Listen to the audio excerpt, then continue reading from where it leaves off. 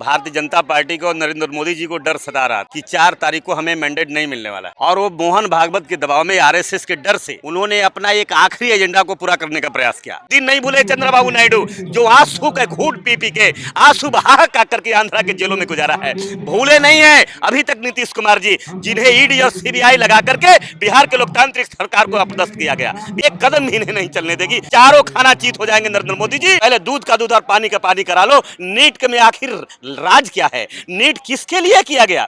NEET में paper leak किससे किया गया? टॉपर किसको बनाया गया? अभी तक तो इन्होंने 10 साल की जो गारंटी दिया, 10 साल में जोड़ लीजिए 365 होता है, लेकिन उन्होंने एक दिन की गारंटी पूरा नहीं किया है। इनको लोकतंत्र से कोई मतलब नहीं है, इन्हें कोई संविधान से मतलब नहीं है। कारपोरेट घरानों का साम्राज्य बनाना चाहते हैं जिसमें लोक का तंत्र खत्म हो जाए और तंत्र का लोक हॉबी हो जाए। ये नमूना है भारतीय जनता पार्टी और नरेंद्र मोदी जी का।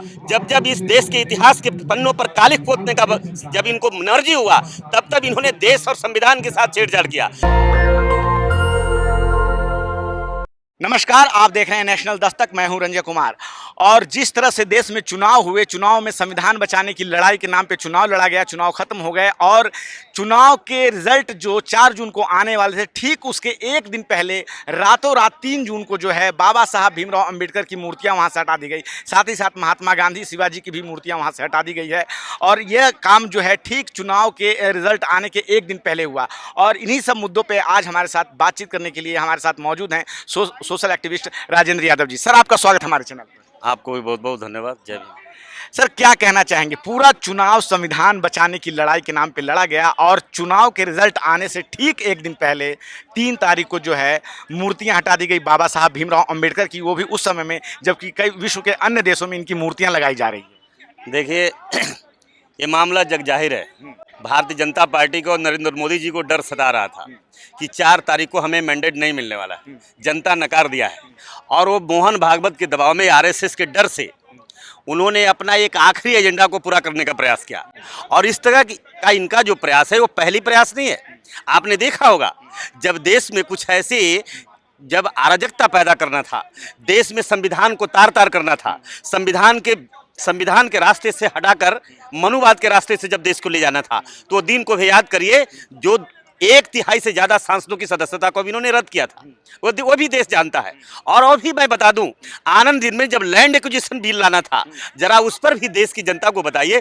यही तरह इस तरह से 4 तारीख को देश की जनता का जनादेश आने वाला था, 4 तारीख को मैंडेट में आने वाला था काउंटिंग का, और 3 तारीख को आनंद फानन में नरेंद्र मोदी जी ने बाबा साहब की प्रतिमा, छत्रपति शिवाजी महाराज की प्रतिमा और राष्ट्रपिता महात्मा गांधी की प्रतिमा एक कॉन्स्पिरेसी के तहत साजिश से हटाया, जो मैं समझता हूँ कि वो घबराहट थी, क्योंकि उन्हें आभास हो गया था कि जनता हमें सत्ता से बाहर कर रही है, हमें नहीं आना है। इसलिए हम देश में मनुवादियों को संदेश देके गए कि हम जाते जाते अगर हम कुछ किया तो एक ही काम किया कि बाबा साहब की प्रतिमा को हम वहां से हटा दिया। ये वो उपलब्धि समझते होंगे। सर, जिस तरह चुनाव में हमने देखा कि संविधान बचाने की लड़ाई हुई और जैसे ही जब चुनाव खत्म भी हो गए, जब संसद में जाने का समय था, तो प्रधानमंत्री नरेंद्र मोदी ने माथे से संविधान को लगाया और बीच में अपने चुनाव के दौरान उन्होंने ये भी स्टेटमेंट दिया कि अगर बाबा साहब भीमराव अंबेडकर खुद धरती पे आ जाएं दोबारा तो भी संविधान अब वो चेंज नहीं कर सकते। लेकिन रातों रात मूर्तियां भी हटा दी जाती। तो ये दोहरा चरित्र क्या लगता है आपको? कह रहे हैं दोहरा ही चरित्र नहीं है, हम कह रहे हैं नरेंद्र मोदी जी भारत में एक ऐसे व्यक्ति हैं जो अपने आप को डपोरसंखी साबित कर चुके हैं। और इनके ही गृह मंत्री स्पष्ट रूप से बता चुके हैं कि जो प्रधानमंत्री बोलते हैं उनका प्रॉमिस नहीं समझिए, उनका जो बोला हुआ है वचन नहीं समझिए, उनका बोला हुआ जुमला समझिए। तो वो जुमला आप समझिए। प्रधानमंत्री जी जो भी दिखावा कर रहे थे, क्योंकि उन्हें देश के अंदर 2 धारा काम कर रहा था। एक तरफ तूफान था, लहर था, जो नरेंद्र मोदी हटाओ संविधान बचाओ। लोग संविधान को बचाने के लिए बिल्कुल ईवीएम से लड़ रहे थे, प्रधानमंत्री से लड़ रहे थे, सत्ता से लड़ रहे थे, सल्तनत से भी लड़ रहे थे। और दूसरी तरफ संविधान को हटाने के लिए, मिटाने के लिए आरएसएस, भारतीय जनता पार्टी और मनुवादी शक्तियां खड़ा होकर के चैलेंज कर रही थी। तो उनका पराजय हुआ है। देश की जनता ने नकार दिया, देश की जनता ने उन्हें नकार दिया। लेकिन उन्हें मालूम था, उन्हें पूरे रिपोर्ट आ गया था कि 4 तारीख के काउंटिंग के बाद जनता मुझे सत्ता से बेदखल कर रही है, इसलिए आनंद फानन में एक कदम उठाया। और रही बात संविधान की कसम खाने के लिए, और संविधान कह रहा है कि बाबा साहब आ भी जाएं धरती पर, तो मैं आज भी मैं कहता हूं नरेंद्र मोदी जी, आप ये बात को समझ लीजिए। वो भी एक जुमला, देश को एक झांसा दे रहे हैं। क्योंकि अगर उन्हें प्रेम होता है इस देश के संविधान से, तो देश जाना है कि नहीं जाना है। हाँ, तो 3 तारीख की मूर्तियां हटाई गई है बाबा साहब के, लेकिन उसी पार्लियामेंट के अंदर बाबा साहब की मूर्तियों के हटा करके वहां सेंगोल भी लाया गया है। ये भी देश जानता है। जो भारत सेकुलर पहचान है, संविधान से देश चलाने की कसम खाते हैं, उसी नया पार्लियामेंट के अंदर देश विदेश से पांडा पुजारियों को ला करके देश को हिंदू राष्ट्र बनाने का भी प्रयास किया गया है। क्या ये देश भूल गया? इसलिए मैं आज भी मैं कहता हूं पत्रकार साहब कि नरेंद्र मोदी जी कितनी भी कस्में खा लें, कितना भी वादा कर लें, कितना भी लोगों को विश्वास दिला लें, लेकिन देश की जनता अब उन पर भरोसा नहीं करने वाली है। सर 4 तारीख को 2 रिजल्ट आए। एक तो लोकसभा चुनाव का रिजल्ट आया और उसी दिन जो है नीट का भी रिजल्ट आया, जो कि मेडिकल से संबंधित परीक्षा है। और नीट का रिजल्ट आते ही जो है देश में बवाल समझ गया। पहली बार ऐसा हुआ कि 67 बच्चे टॉप कर गए। और आपकी जानकारी के लिए बताऊं कि गुजरात के गोधरा में भी एक सेंटर था जहां से 6 बच्चे टॉप किए। गुजरात का गोधरा जो है आप जानते हैं, वहाँ से जो है नरेंद्र मोदी की राजनीति वहाँ से भी शुरू होती है। तो क्या कहना चाहेंगे जो नीट का जो रिजल्ट और इतनी बड़ी गड़बड़ियाँ हुई? देखिए, मैं ही नहीं कह रहा हूं, ये पूरे देश और देश के बाहर दुनिया भी ये बात जानती है कि सांप्रदायिकता, अराजकता, भ्रष्टाचार ये उनकी मूल पूंजी है। प्रधानमंत्री जी की मूल पूंजी है।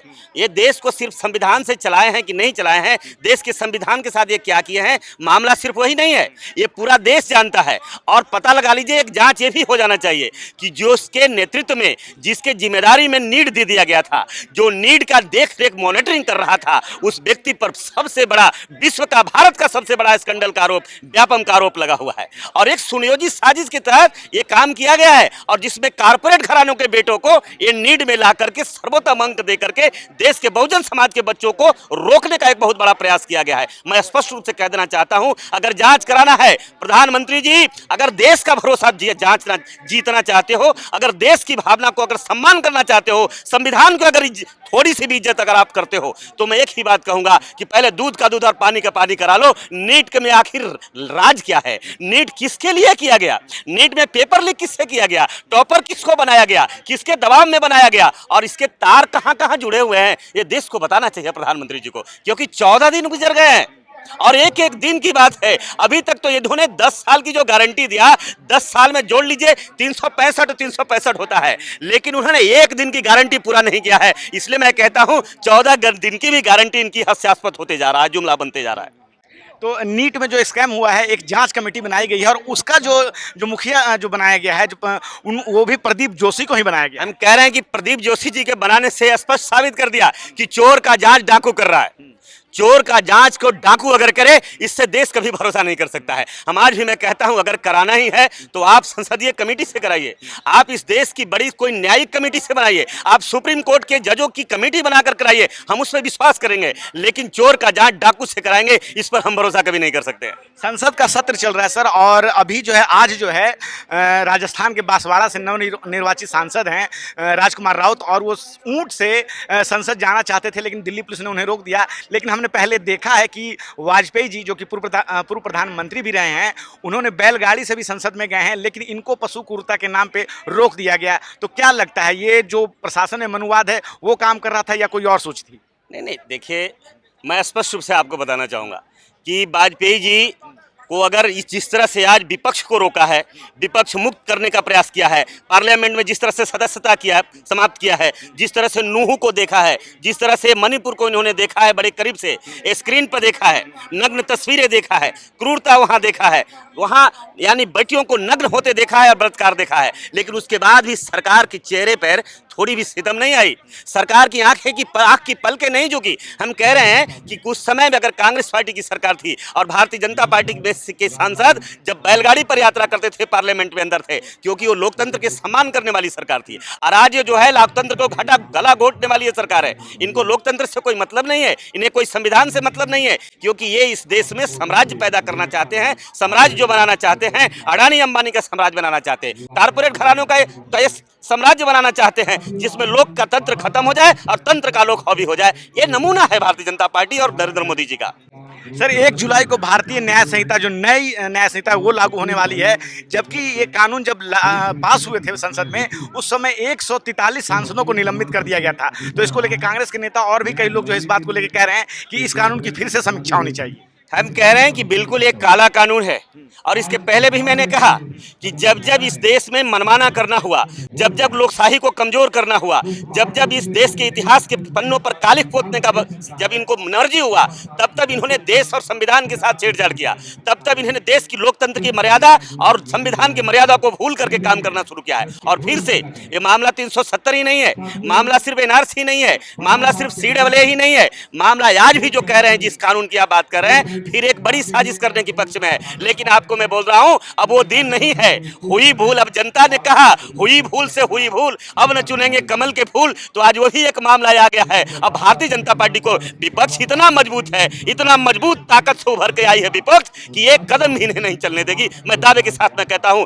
चारों खाना चीत हो जाएंगे नरेंद्र मोदी जी, और ये वे समझ लें उनको याद है अभी उन बदला भूले नहीं है, वो दिन नहीं भूले चंद्रबाबू नायडू जो आंसू के घूंट पी पी के आंसू बहा करके आंध्रा के जेलों में गुजारा है, भूले नहीं है अभी तक नीतीश कुमार जी, जिन्हें ईडी और सीबीआई लगा करके बिहार के लोकतांत्रिक सरकार को अपदस्थ किया गया, बिहार के लोकतांत्रिक सरकार को गिराया गया और वहां भारतीय जनता पार्टी ईडी और सीबीआई का डर दिखाकर लेकिन मौके का इंतजार कर रहे हैं। मुझे पूरा विश्वास है नीतीश कुमार जी को भी पार्टी खत्म करने की साजिश की गई, नीतीश कुमार को खत्म करने का प्रयास किया गया और जेल में डाल करके यानी चंद्रबाबू नायडू को भी लोकप्रियता को खत्म करने का प्रयास किया। ये दोनों माफ करने वाले नहीं हैं। और जिस दिन बाबा साहब के साथ, मैं कह रहा हूं संविधान के साथ, अगर एक कदम ये सरकार बढ़ने की कोशिश की तो संविधान में इतनी लौ है जिसमें राख हो जाएगा, जल के राख हो जाएगा। सर एक आखिरी सवाल, जब चुनाव होते हैं तो सभी राजनीतिक दल बाबा साहब भीमराव अंबेडकर की बात करते हैं, उनके सिद्धांतों की बात करते हैं, उनको जो है अपने सर माथे से लगाते हैं,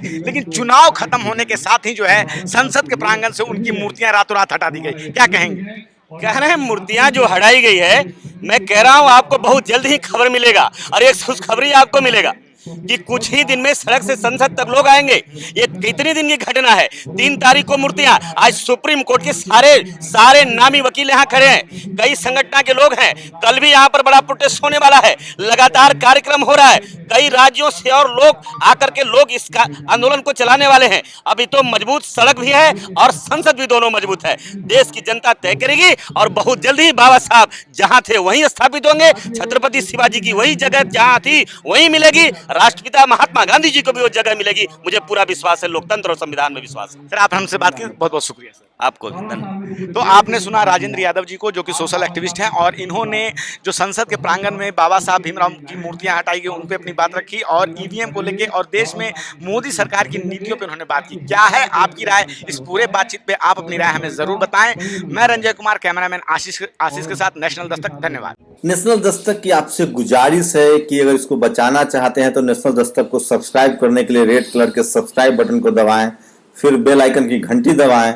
नेशनल दस्तक को बचाने के लिए बहुत जरूरी है कि हर खबर को शेयर करें, लाइक करें, कमेंट जरूर करें।